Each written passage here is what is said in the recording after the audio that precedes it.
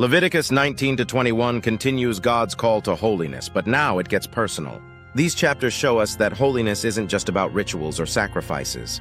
It's about everyday life, how we speak, treat others, conduct relationships, and especially how leaders live. God repeats one powerful phrase again and again: "Be holy, for I, the Lord your God, am holy. You shall be holy, for I, the Lord your God, am holy." Leviticus 19:2. This chapter is often called the Holiness Code because it touches every part of life. Honor your parents. Keep the Sabbath. Do not lie, steal, or cheat. Be fair in business. Care for the poor. Do not hate your neighbor. Avoid witchcraft and idolatry. Respect the elderly and foreigner. You shall love your neighbor as yourself. I am the Lord. Leviticus 19:18. Holiness isn't just spiritual, it's relational. To be holy is to live with integrity, compassion, and justice in how we treat others. Consecrate yourselves and be holy, for I am the Lord your God. Leviticus 27.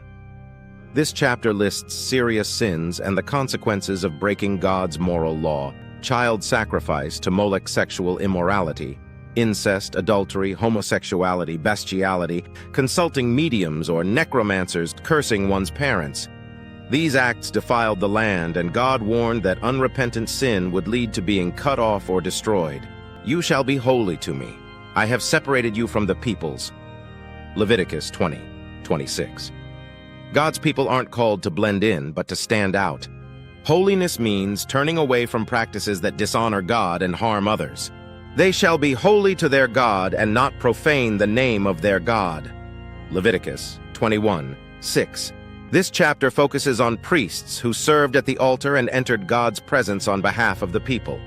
God gave them higher standards: no contact with the dead, except close family, no shaving their heads or cutting their beards in pagan ways, only marry virgins or widows of priests. Priests with physical defects could serve in some roles, but not in the most holy place.